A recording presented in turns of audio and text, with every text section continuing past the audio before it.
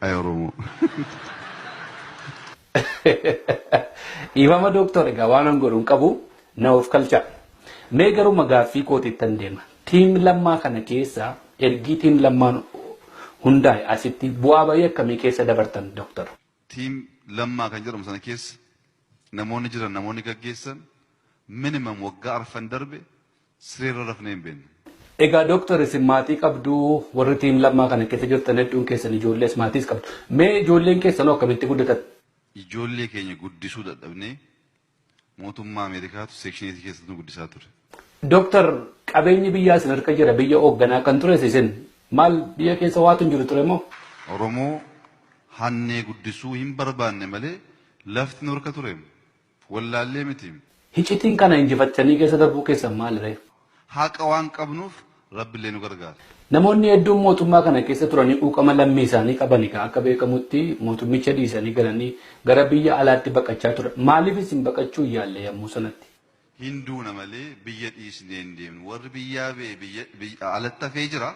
Asumatti duuna jennee muranneet qabsoofne. Garuu dhuguma yommuu biyya sana keessa turtan mootummaa kana keessatti hojjechaa turtan quuqamni lammii isinitti dhaga'amaa ture? Quuqqaa keessan caalu qabna. Hayyee hedduu galatoomaa Dooktor. Mee kan isin hojjechaa jirtan dhaabni keessan OPDO'n amma OPD ta'ee jira. Uummata Oromoo dimokiraasii gonfachiisuu dhumaafi? Nuti kan hojjechaa jirru Oromoo dimokiraasii akka argatuuf duwwaa osoo hin ta'in Oromummaan biyya sana keessatti akka dagaaguudhaaf. Oromummaa jechuun maal jechuudha isin biratti? Oromummaa jechuun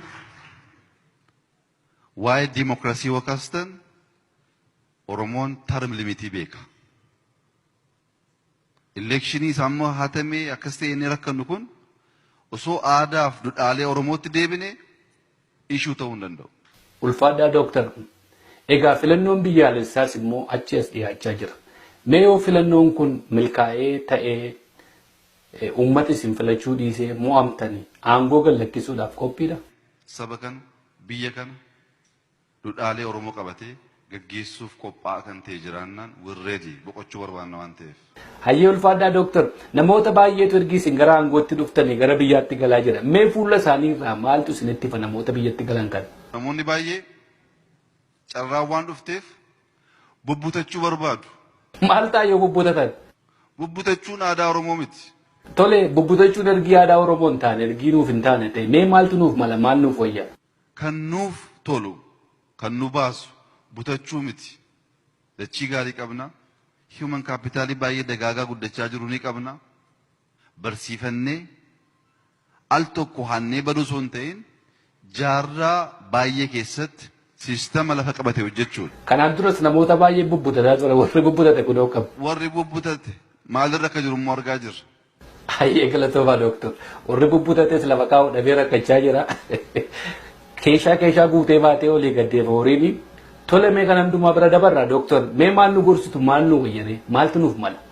Akkamitti keessa dabarra wanta kana? Obsa Oromummaa barbaada. Obsa aadaa fi seenaa ofii sirnaan baruu barbaada. Namoonni baay'een feesbuukii irraa wachuu Dooktor. Immooshinaalii baay'ee wanti immooshinaalii godhamuu danda'u maaltu jira biyya lafaa kanarraa? Immooshinaalii kakaasuu hin danda'ama. Immooshinaalii walitti naquu hin danda'ama. Immooshinaalii araarsuun garuu hin danda'amu. Araarri waan bira waan ta'eef. Hayyee hedduu galatoomaa ulfaadhaa Dooktor. Mee gaaffiidhuma gabaabduu tokko isiniif qabu. Dargaggeessa Oromooti yeroo hundumaa wanti isin dhaamuu barbaaddan inni guddaan ergaan keessan maali? Qomoo koo qaccee koo kadhachuu kan hin barbaadu Oromummaan dagatinaa. Nuti salphoo miti. Galatoomaa Dooktor. Mee walumaa galattoo uummata keenyaaf namoota keenyaaf maal jettu? Namoota keenyaaf immoo mo'amuu hin qabnu. Diinni beekkatee qophaa'ee barreeffatee sabaaf sablammii wajjin walitti naquu barbaada. Baradhaa isin kan. Galatoomaa Dooktor ammas irra deebi'een isin gaafadhame uummata keenyaan maal jechuu barbaaddu? Ammas tokkummaa Oromoo dagannaan waa'ee Oromoo duwwaa osoo hin ta'in biyyuma Afrikaa jedhamu san hoogganaa malee hambisa. Galatoomaa Dooktor akka sabaatti akka Oromootti mo'uun keenya maaliin mirkanaa'a? Mo'uun keenya kan mirkanaa'u yaada gadhee kan sabaaf sablammii walitti naqee wal nyaachisan no jennee gaafa din. Dooktor hedduu galatoomaa muuxannoo hedduu dabarsitan keessatti mee diinni sistemii yookiin tooftaa akkamitti gargaarama yeroo Oromoo addaan qoodu.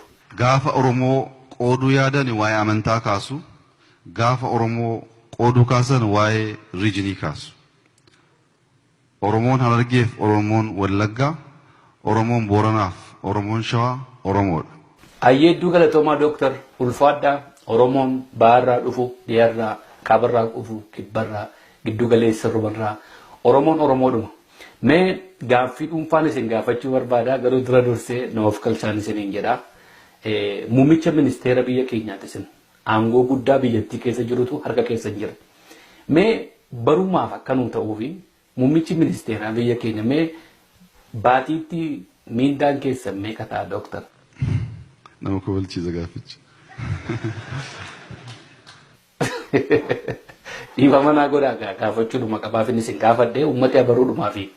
Doolaara 300 jeettiin fudhaa. Galatoomaa Dooktar. Egaan hamma dandeettii kootiitti waan baay'ee gochuu yaalaa gara nan sirbasii gaaffiif deebiis naman godhaa waan gaggabaabduu akkasiis nan dhiyeessa. Mee muuxannoo keessa dabartan keessaa waan an gochuu hin qabne mee maal na gorsitu? Muummicha ministeeraa kan ta'an. Hayyee Dooktar hedduu galatoomaa. Mee gaaffiin koo seen biraa yeroo baay'ee isin ummatuma keessa deemtu suuraa adda addaa kaatu bakka dhaqxan hundumaatti hin sodaatanii dheengaddammoo jedheedhuma jedheemmoo raayyaa ittisa biyyaatu haga mooraa keessan dhufeedha. Akkam isin garuu hin sodaattanii Dooktar? Osoo sodaanne akkamitti achi dhaabbanne. Hayyee galatoomaa Dooktar. Tibbana kana gara Ameerikaa dhuftanii turtanii magaalota 3 dhaqxan. Namoonni keenya gurguddoo baay'eetu jira biyya alaa kana keessa. Isaan isin biratti nagarre. Maal rakkoo maaltu jira? Namni keenya namatti hin ba'u goluma taa'eetu na gaafadhaa jedha. Kan ammaa sintu balleesseen jedha sintu barbaadee dhaqee dubbisuu qaba ture gaa. Akkamti balleessinetti yaaduu sirrii miti. Akkuma agartan kana halkanii guyyaan joorraa. Hayyee ulfaadhaa Dooktar yeroo hundumaa akkuma isin balleessitanitti fudhachuun sirrii miti. Mee jijjiirama ergi gara aangootti dhuftanii fi amma gidduutti mee jireenyuma keessa irraa maaltu jira? Waggaa 2 dura Abiy Maadiyaatiin qabu. Hayyee galatoomaa Dooktar. Qabsoo kana keessatti bu'aa baay'ee keessa dabartanii kan namni isin hin beekne hedduu keessa dabartanii as geessaniittu. Har'a aangoon harka keessa jira. Ammuma kana hundumaa keessa garuu guyyaa isin abdii murattanii dudduubatti deebina jettanii yaaddan jira. Oromoon moo'ee dhiisi mo'amee ciisee hin beeku hindoo malee.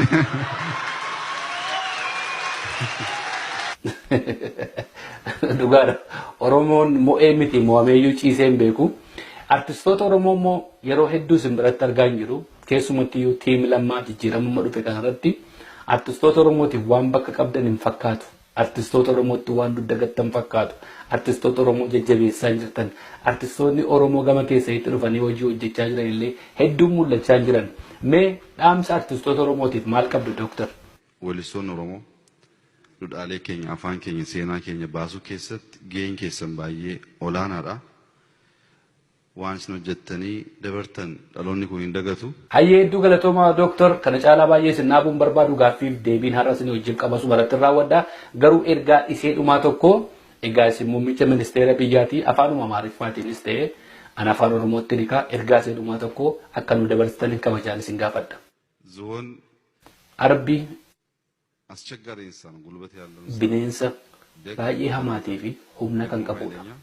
Garraamii gara bal'aa gara magaalaatti gara zuu bineensolee adda addaa gaafa waliin dhufan kan akka arbaa nama rakkisu jiru. Namoota 15 gadi damaa kan ta'antu sibiila adda addaatiin waan hedduudhaan hidhameeti. Arbi kun gara zuutti kan dhufu guyyaa 15 haga 20tti baay'ee nama rakkisa. Ofirraa ciree deemuudhaaf sababiin isaa humna waan qabuuf. Guyyaa 15 booddee warri isa hidhan kun irraa hiiku. Haa ta'u malee arba kanarraa hiikamuyyuu malee arbni kun garuu akka waan hidhamee jirutti waan of ilaaluuf achiin ba'u. Ammas hin hiikamne jedhee waan sammuutti yaaduuf kun isiniin ilaallata. Daawwattoota dhaggeeffattoota keenya sagantaan guyyaa har'aaf qabnu asuma irratti raawwanneera. Torban keessummaa biraa nagaa walitti deebinutti nagaatti isiniin jenna. Sagantaa qaanqee showuu isiniif darbuu gootoora feesbuukii qaanqee showuu laayikii gochuudhaan YouTube channel keenya subscribe gochuudhaan qopheessaa sagantaa kanaan Habtaamuu Lammuu bira dhattanii hordofuu dandeessu. Torban gaarii.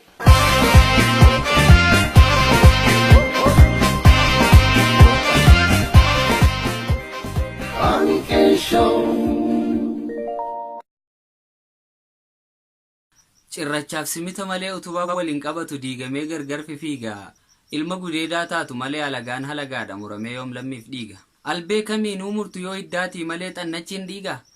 Hangam yoo dirqameeyyuu irraan gadee taatu malee bishaan oloon fiiga. Bulee bulchuu dadhabee godoo ormaa ijaaree mana ofiin diiga.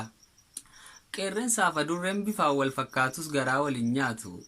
Bifaan wal fakkaattee lachuu adii taateef daaraadhaa fi daakuun lachuu marqan taatu. Bifaan buburratteef sootiin buutiin jennu keessas summii qaba. Nama ilkaan hin qabne kan lafeen nyaadha jedhu maalsaan lafee qaba. Na dhagee yaa firaa na dhagee yaa qomoo. Jabbiin jala jiraattu malee ameessin ootomu. Ilmoo ofii waakkannaan ameessi kamiin coba. Hiddaaf damee ofii dhabnaan jirmiyyuu ofiin caba. Inni qe'eef abdannu kan boroodhaan waamnu qe'ee ormaa oola.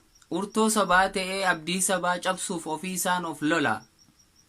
Hamma fedhe isaa qajeelu hamma fedhe isaa bareedu amalli abbaa guddisee saree keessaan badu. Ilaalii tarkaanfadhu akkam buune hallayyaa har'a obsaan dabarsinee bor arguu nu wayya. Janneessi obsinee baaneem guutuu waggaa baga kana nuuf fidde ka jiru waa arga. Yoo obsaa si'achi nu dhagaan affeellu qaama buutii keessaas qorichan kajeellu. Duris fira fakkaattee allaattiin simbira nyaatti. Namni lammiif dhiiga hin qabne ilma alagaati.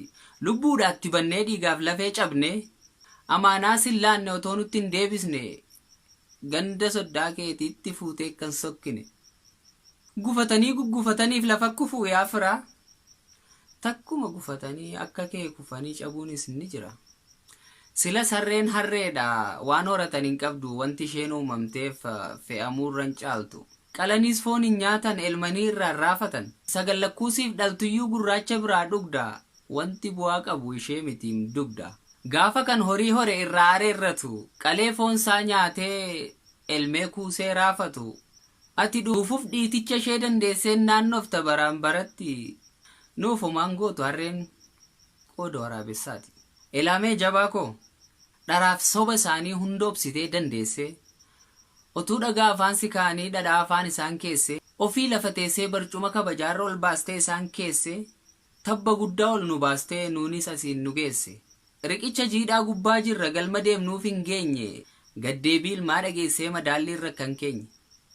Waardiyyaa sabaa taatee halkaniif guyyaa dhaabbatta gaafa isaan niitii hammatanii rafan kompiitara hammattee bulta. Dhiigaaf dhugaa kan keef qeerroon siif dhaabanna. Dhiigaas lafees taanaan aarsaa feetu siif laanna. Okkoteen suphamee harkaan ijaarame abdii maalii argannaani kan dhagaatti game. Killeen dhagaan lolee moohee goobaan galuun tasa yoom yaadame takkaa yoom dhagame.